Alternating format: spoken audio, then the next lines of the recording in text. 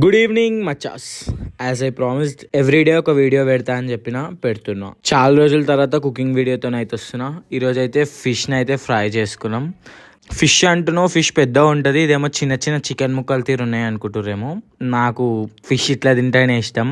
నాకు ఆ ముళ్ళులు తీసుకొని తినడం అంటే చెడ్డ చిరాకు. అందుకని ఫిష్ తినడం కూడా కొన్ని రోజులు బంద్ చేసుకున్నా.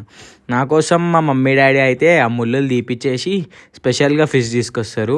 దాన్ని నేను మ్యారినేట్ చేసుకొని ఫిష్ ఫ్రై అయితే చేసుకుంటా. నేను నార్మల్గా ఫిష్ తినడం బంద్ చేసిన. ఒకసారి ముళ్ళు తీసుకొని తింటుంటే ఓ ముళ్ళు గొంతులు ఇరిగిపోయింది. ఆ రోజుకి ఫిష్ తినడం బంద్ చేసిన.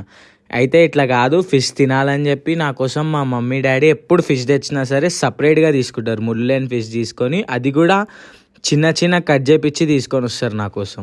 ఈరోజు మురుగశీల అంట, కంపల్సరీ ఫిష్ తినాలి అన్నారు. అందుకని చెప్పి ఫిష్ తింటున్నా. ఇంకా ఇంగు బెల్లం వేసుకోవాలంట. అది మా నాయనమ్మ ముద్దలు చేసి ఇస్తుంది, అది వేసుకుంటున్నా. నేను ఇక్కడ మా నాయనమ్మతో ముచ్చట పెట్టే లోపల కొంచెం ఫిష్ అయితే మాడిపోయింది. నేను ఎప్పుడు ఏది చేసినా ఏదో స్టంట్ చేయడం నాకు అలవాటే. మాడిన ఫిష్ కూడా టేస్ట్ బాగానే ఉండే. Fish is good for health అంటారు. ఫిష్ తింటే ఫ్యాట్ కూడా లాస్ అవుతామంట. నేను చెప్పుడు మర్చిపోయినా. నేనైతే డైట్లో ఉంటున్నా. అప్పట్లెక్క ఇక బయట మండీలు బిర్యానీలు ఇక తగ్గిపోతుండొచ్చు, ఎందుకంటే వెయిట్ లాస్ అవ్వాలి.